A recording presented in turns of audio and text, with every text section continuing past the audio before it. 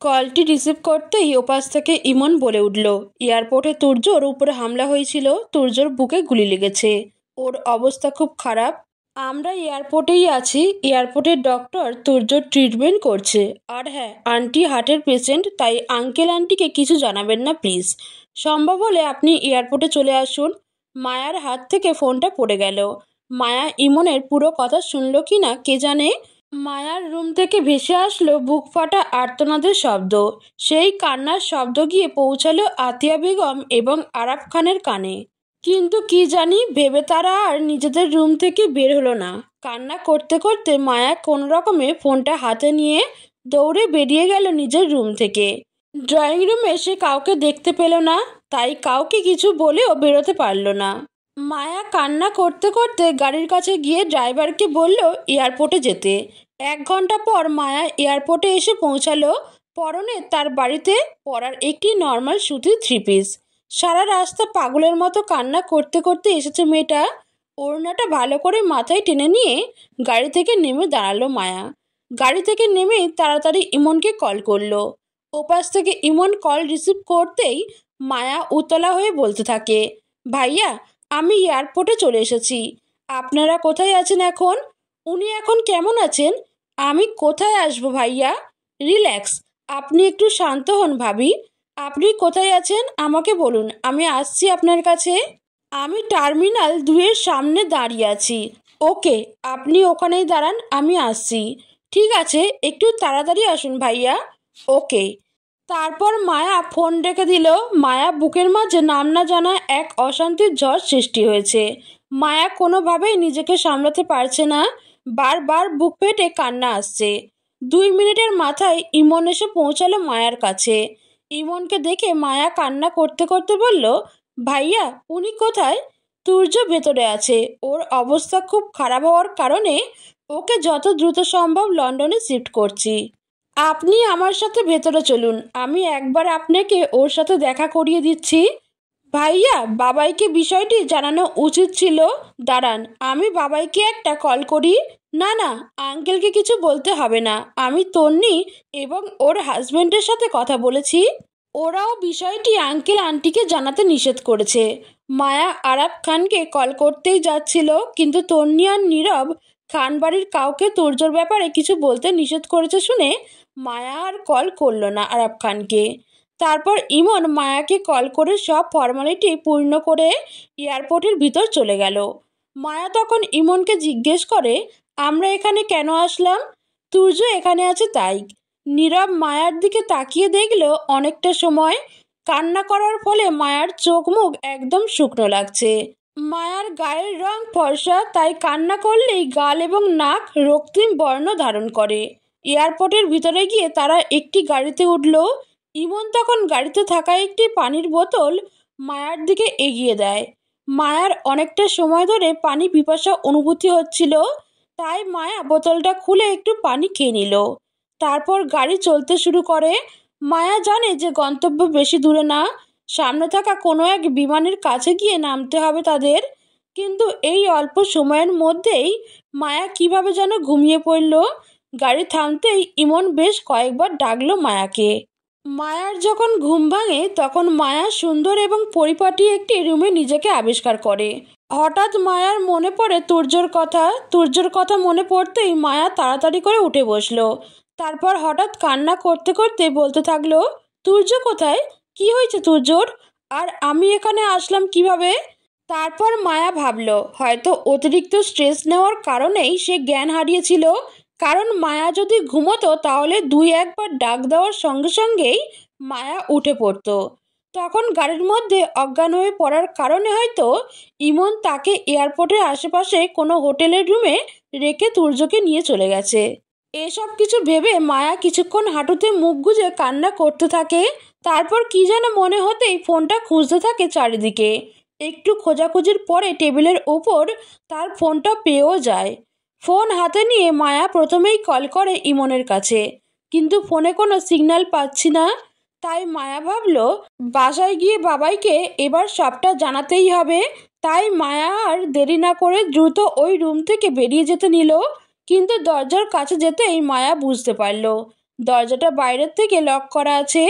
মায়া কিছুক্ষণ নিজে নিজে দরজাটি খোলার চেষ্টা করে যখন ব্যর্থ হলো তখন সাহায্যের জন্য চিৎকার করা শুরু করলো।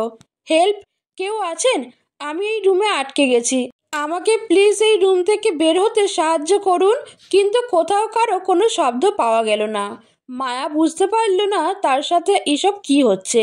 তাই রুমের এক কোণে হাঁটুতে মুখ গুজে বসে আছে সে। কিছুক্ষণ পরে খাবার প্লেট হাতে নিয়ে একটা ছেলেকে সেই রুমে ঢুকতে দেখা গেল। কারোর উপস্থিতি টের পেয়ে মায়া যখন মাথা তুলে তাকালো তখন মায়া যা দেখলো তা দেখার পরে মায়া নিজের চোখকেই বিশ্বাস করতে পারছিল না। খাবার প্লেট হাতে নিয়ে স্বয়ং আব্রাহাম খান তুর্য দাঁড়িয়ে আছে মায়ার সামনে। তুর্যকে সুস্থ অবস্থায় দেখে মায়া দ্রুত বসা থেকে উঠে তুর্যকে জড়িয়ে ধরে কান্না করতে থাকে। কিছুক্ষণ পরে মায়া কান্না করতে করতেই তুর্যকে জিজ্ঞেস করতে থাকে, কিভাবে আপনার গুলি লাগলো? কারা আপনার উপর আক্রমণ করেছিল? তখনই তুর্য বলে ওঠে, সরি মায়া, তোমাকে মিথ্যা বলা হয়েছিল, আমার আসলে কোনো গুলি লাগেনি, এয়ারপোর্টে আমার উপর কোনো আক্রমণ হয়নি। কথাটা শেষ হওয়ার সাথে সাথেই মায়া তুর্যর গালে একটা চর বসিয়ে দিল। আমি এখনো বিশ্বাস করতে পারছি না যে আপনি এতটা নিচে নামতে পারেন। তুর্য ভাবতে পারেনি মায়া তাকে চর দেবে, তবুও সে মায়াকে শান্ত করার চেষ্টা করে বলল, মায়া, আমার কথাটা আগে শোনো। কি শুনবো? শোনার মতো কিছু বাকি রেখেছেন আপনি? আমি আর আপনাকে এক বিন্দু পরিমাণও বিশ্বাস করি না। যে মানুষের আবেগ নিয়ে খেলতে পারে সে ঠান্ডা মাথায় খুনও করতে পারে। আমি এক্ষুনি মামনি আর বাবাইয়ের কাছে যাব। এই মুহূর্তে সেটা তো সম্ভব না বেবি। কেন সম্ভব না? আমি এক্ষুনি চলে যাব এখান থেকে। মায়া এবং তুর্য এই মুহূর্তে যেই রুমটাতে আছে সেই রুমটার একপাশের দেয়াল কাচের তৈরি। তুর্য সেই দেয়ালের সাদা রঙের পর্দাটা একটানে সরিয়ে ফেলে বলল, কারণ তুমি এখন বাংলাদেশে না, লন্ডনে আছো। বললেই হলো। আপনার কি মাথার সমস্যা আছে নাকি? উল্টো পাল্টা কথা বলছেন কেন? 11 ঘন্টা আগেই তুমি লন্ডনের মাটিতে পা রেখেছ। ও সরি, আমি তো তোমাকে কোলে করে নিয়ে এসেছি। বিশ্বাস না হলে বাইরে তাকিয়ে দেখো। তুর্য মায়াকে কোলে করে এখানে নিয়ে এসেছে। এটা শোনার পরে প্রথমে মায়া রেগে গেলেও পরে তুর্যর কথা শুনে মায়া বাইরে তাকিয়ে দেখলো সত্যি এটা তার চিরচেনা সেই শহর নয়। তখন মায়া বিশ্বাস করতে বাধ্য হলো যে তুর্য সত্যি কথা বলছে। তাই মায়া তুর্যর কাছে গিয়ে আবার জিজ্ঞেস করলো, কেন করলেন এসব? কি চান আপনি? তোমার মুখে একটুখানি হাসি দেখার জন্য। মানে, তোমার ছোট্ট একটা স্বপ্ন পূরণ করার জন্য তোমাকে এখানে নিয়ে এসেছি। মায়া কিছুটা অবাক হয়ে বলে, আমার স্বপ্ন? Yes, university college of London. তোমার স্বপ্ন, সেটাই পূরণ করার দায়িত্ব নিয়েছি আমি। মায়ার সব কিছু ভুলে উৎসাহিত হয়ে বলল, আপনি সত্যিই আমাকে ইউনিভার্সিটি কলেজ অফ লন্ডনে পড়াশোনা করার ব্যবস্থা করে দিবেন? মায়া প্রশ্নটি করার সাথে সাথে তুর্য ড্রেসিং টেবিলের ড্রয়ার থেকে কিছু কাগজপত্র বের করে মায়ার দিকে এগিয়ে দিল। কাল থেকে তোমার ভার্সিটির ক্লাস শুরু হবে। কিন্তু আপনি কিভাবে জানলেন এটা আমার স্বপ্ন? তন্নির মুখে শুনেছিলাম তোমার নাকি অনেক বড় স্বপ্ন এটা। তাই আমার লোকেদের দিয়ে তোমার ভর্তির কাজ সম্পূর্ণ করে রেখেছিলাম। মায়াও অশ্রুসিক্ত চোখে তুর্যর দিকে তাকিয়ে বলল, আমার জন্য এত কিছু করলেন, তাহলে আমাকে জানাননি কেন? আমাকে এত কষ্ট দিলেন কেন? জানেন ইমন ভাইয়া যখন বলল আপনার বুকে গুলি লেগেছে আর আপনার অবস্থা খুব খারাপ, তখন আমার কেমন লাগছিল? দম বন্ধ হয়ে আসছিল আমার, নিঃশ্বাস নিতে পারছিলাম না, নিজেকে শেষ করে ফেলতে ইচ্ছে করছিল। এত নাটক না করলেও পারতেন। কেন আমাকে সত্যিটা বলেননি? সত্যিটা বললে তুমি আমার সাথে আসতে বুঝি? তুর্যর প্রশ্ন শুনে মায়া কিছুটা অপ্রস্তুত হয়ে বলল, কারণ মায়া নিজেও জানে তুর্য মায়াকে বললেও মায়া তুর্যর সঙ্গে আসতো না। মায়ার এসব ভাবনার মাঝে হঠাৎ তুর্য মায়ার দিকে তাকিয়ে বলে ওঠে, জানো, আমি নিজেকে অনেক ভাগ্যবান মনে করি। কারণ সেই পুরুষ আসলেই অনেক ভাগ্যবান যাকে হারানোর ভয়ে তার শখের নারী পাগলের মতো কান্না করে।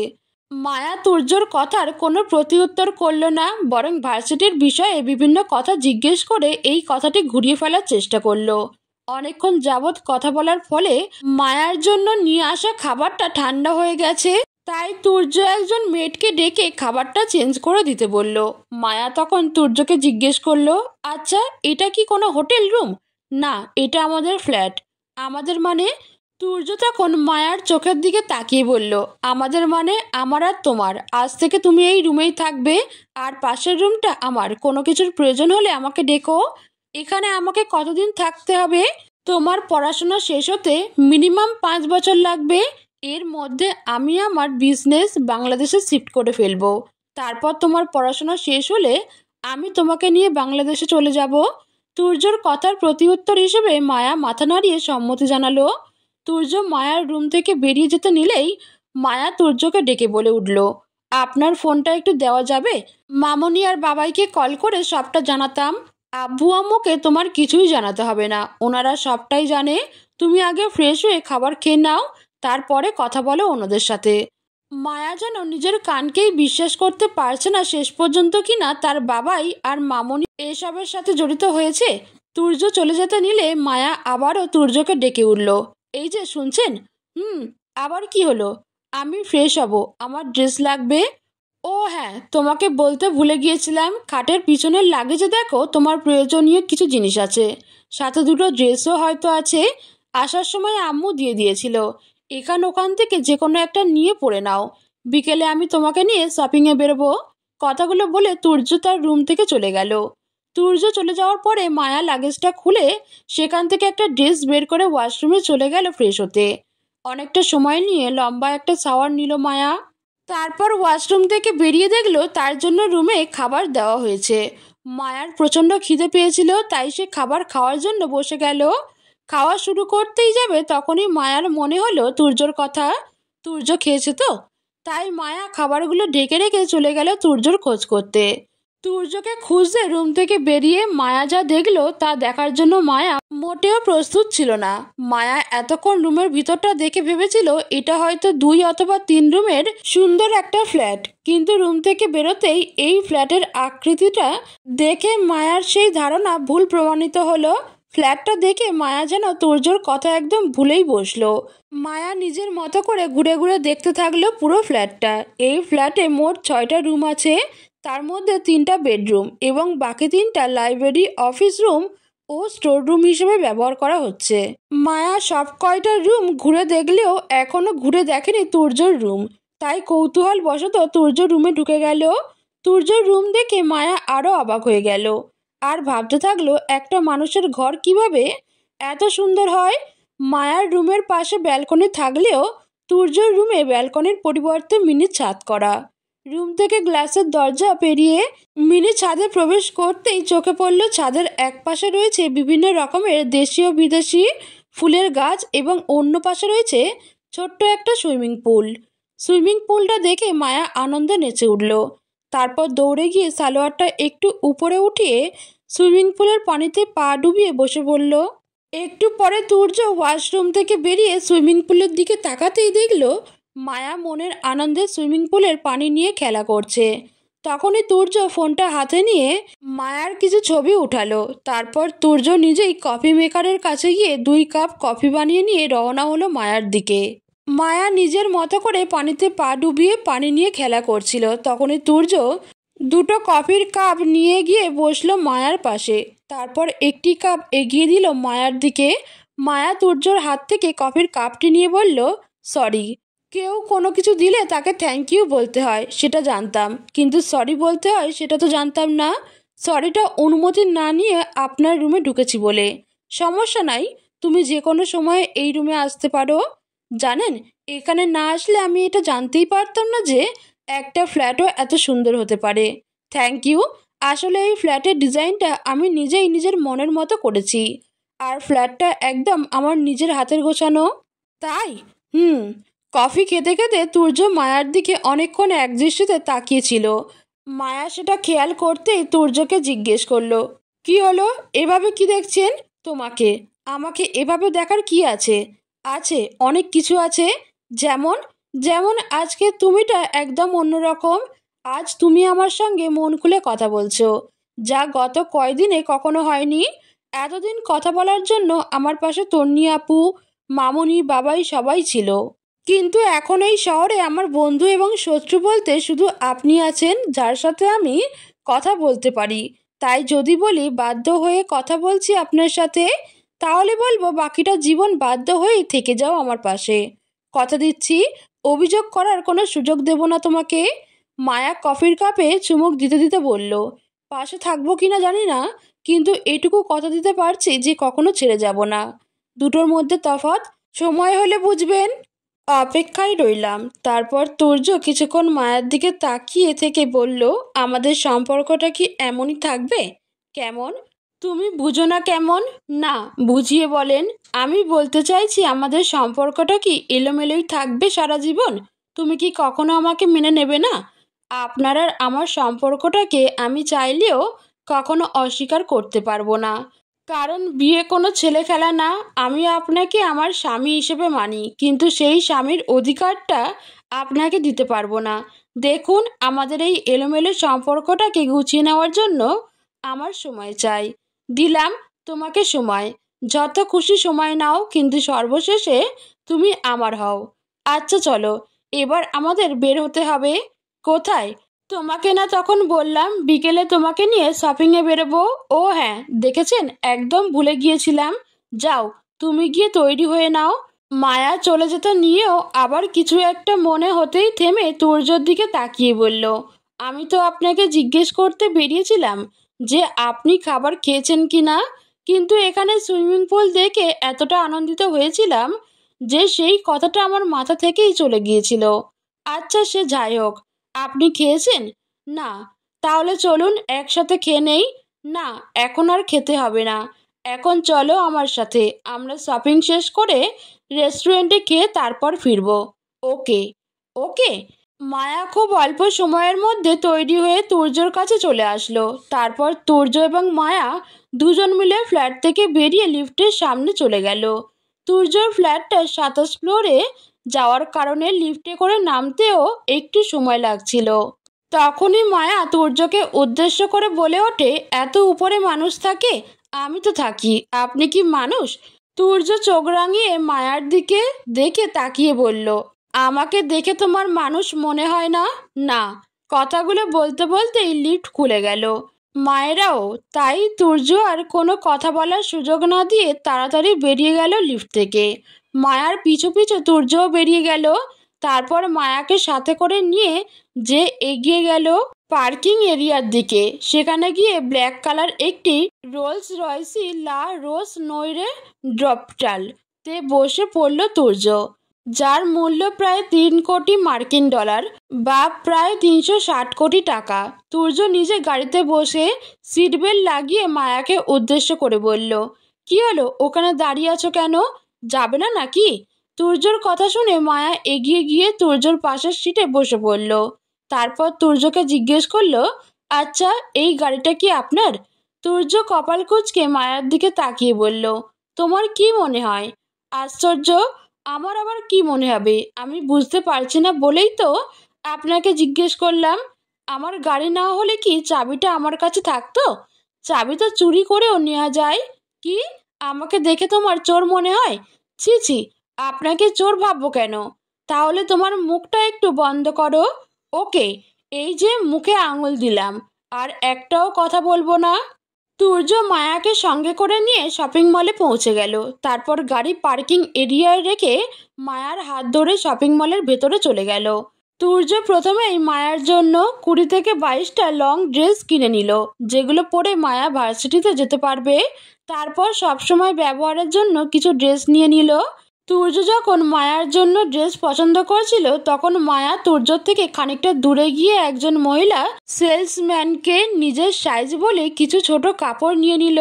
তুর্য সবগুলো ড্রেসের মূল্য ক্রেডিট কার্ডের মাধ্যমে পরিশোধ করে ড্রেসগুলো ওই দোকানেই রেখে আসলো এবং ম্যানেজারকে বলে আসলো যে তার লোক এসে এগুলো নিয়ে যাবে। ড্রেসের দোকান থেকে বেরিয়ে তারা জুতো এবং বিভিন্ন কসমেটিক্স কিনে নিল। কিন্তু তুর্য তখন দোকানে মায়ার জন্য জুতো পছন্দ করছিল। তখনই তুর্যর সাথে দেখা হয় তুর্যর ভার্সিটির ফ্রেন্ড জনের। তুর্য তার জনের সঙ্গে কিছুক্ষণ কথা বলে। মায়া অন্যদিকে জুতোর কালেকশনগুলো দেখছিল, যার কারণে জন মায়াকে দেখেনি। তুর্যর সঙ্গে কথা বলা শেষ হতেই দোকান থেকে বেরিয়ে জন কাকে যেন কল করে। তারপর ফোনের ওপাশের ব্যক্তিটাকে বলতে থাকে, কিরে, তুই না বললি তুর্য বাংলাদেশে গেছে? তুর্য তো আমার সামনে, আমি এইমাত্র তুর্যর সাথে কথা বলে আসলাম। আচ্ছা, তুই আয়, এসে দেখা কর ওর সাথে, আমি লোকেশন পাঠিয়ে দিচ্ছি তোকে। সন্ধ্যা পেরিয়ে গেছে অনেক আগেই। পুরো 4 ঘন্টা শপিং করার পরে মায়ার প্রয়োজনীয় সব কিছু কেনা শেষ হলো। কেনাকাটা শেষ হতেই মায়া তুর্যকে বলে উঠল, আমার অনেক খিদে পেয়েছে, চলুন এবার ডিনার করে নেই। তুর্য মায়ার কথায় সম্মতি জানিয়ে কাকে যেন কল করলো। তুর্য কল করার সঙ্গে সঙ্গে কোথা থেকে যেন কালো পোশাক পরা বডিগার্ড টাইপের 2জন লোক চলে এলো। ওনারা এসে মায়া এবং তুর্যর থেকে সবকটা ব্যাগ নিয়ে চলে গেল। শপিং মলের 3rd ফ্লোরে রেস্টুরেন্ট আছে, তাই তুর্য মায়াকে নিয়ে সেখানেই চলে গেল। রেস্টুরেন্টে ঢোকার সঙ্গে সঙ্গেই কোথা থেকে যেন একটা মেয়ে এসে তুর্যকে জড়িয়ে ধরলো। তারপর হেসে হেসে তুর্যর সঙ্গে কথা বলতে থাকলো। তার উপর মেয়েটা দেখতে মায়ার চেয়েও বেশি সুন্দরী। এত সুন্দর একটা মেয়েকে তুর্যর সঙ্গে ওভাবে দেখে মায়ার শরীর রাগে জ্বলে যাচ্ছিল। এদিকে তুর্য মেয়েটাকে বলছিল, কিরে তুই এখানে কেন? তুই এসেছিস শুনেই তো ছুটে চলে আসলাম। আমি আমি শপিং মলে আছি, সেটা তুই কিভাবে জানলি? আমি অফিসের সব কিছু ফাইল চেক করছিলাম, তখন হঠাৎ জন আমাকে ফোন দিয়ে বলল তোর সাথে নাকি ওর দেখা হয়েছে। আমি তো প্রথমে ওর কথা বিশ্বাসই করিনি। আমি ওকে বারে বারে বলেছিলাম যে তুর্য লন্ডনে ফিরলে অবশ্যই আমি জানতাম, কিন্তু ও কিছুতেই আমার কথা মানছিল না। ও বারে বারে বলছিল ও নাকি নিজের চোখে তোকে দেখেছে, তোর সাথেও কথা বলেছে, তাই ওকে বিশ্বাস না করে পারলাম না। শেষে ভাবলাম নিজে গিয়ে একবার দেখেই আসি, কিন্তু এখন তো দেখছি ওর কথাই সত্যি। তুই লন্ডনে ব্যাক করেছিস, অথচ আমাকে বিষয়টা জানাসনি পর্যন্ত। আরে পাগলি, আমি কালকে রাতে এসেছি, ব্যস্ততার কারণে তোকে জানানো হয়নি। কিসের এত ব্যস্ততা তোর যে আমাকে একটা কল করার পর্যন্ত সময় পাসনি? আয়, তোকে একজনের সাথে পরিচয় করিয়ে দেই। কার সাথে? সারপ্রাইজ? আরে আশ্চর্য, কি সারপ্রাইজ বলবি তো? তখনই তুর্য মায়াকে ডেকে বলল, মায়া, এটা ইরা, আমার বেস্ট ফ্রেন্ড। আর ইরা, ও হচ্ছে মায়া, আমার ওয়াইফ। তুর্যর মুখে এই কথা শুনে হঠাৎ ইরার বুকটা কেঁপে উঠল। সে কোনোভাবেই তুর্যর থেকে এই কথাটা বিশ্বাস করতে পারছে না। ইরা কোনোভাবেই মানতে পারছে না যে তার 8 বছরের ভালোবাসায় এভাবে মিথ্যে হয়ে যাবে। ইরা নিজেকে কিছুটা সংযত করে একটু হেসে কাঁপা কাঁপা গলায় বলে উঠল, তুই আমার সাথে মজা করছিস তাই না? কি রে, তুই তোতলাচ্ছিস কেন? তুই আমার সাথে মজা করছিস? এইটাকে তোর মজা করার বিষয় মনে হয়? আরে মজা করতে যাব কেন, সত্যি বলছি, ও আমার ওয়াইফ। কথাটা শুনেই ইরার চোখ দিয়ে এক ফোঁটা পানি গড়িয়ে পড়ল। তা দেখে তুর্য বলে উঠল, ইরা, তুই ঠিক আছিস? কি হলো তোর? তোর চোখে পানি কেন? ইরা বিষয়টাকে সামলানোর জন্য চোখ মুছতে মুছতে বলল, কই না তো, তোর বিয়ে নিয়ে আমার অনেক বড় একটা আশা ছিল, কিন্তু তুই তো আমাকে জানিয়ে বিয়ে করলি না, তাই আমার সেই আশাটাও পূরণ হলো না। এই জন্যই চোখে পানি চলে এসেছে। তুর্য মায়াকে এক হাতে নিজের কাছে টেনে নিয়ে বলল, আমাদের বিয়ে উপলক্ষে সামাজিকভাবে কোনো অনুষ্ঠান এখনো করা হয়নি। যখন সামাজিকভাবে সবকিছু করা হবে তখন তোরা যত খুশি আনন্দ করিস। ইরা বুকে পাহাড় সমান কষ্ট নিয়ে মুখে এক চিলতে হাসি এনে কথায় সম্মতি জানালো।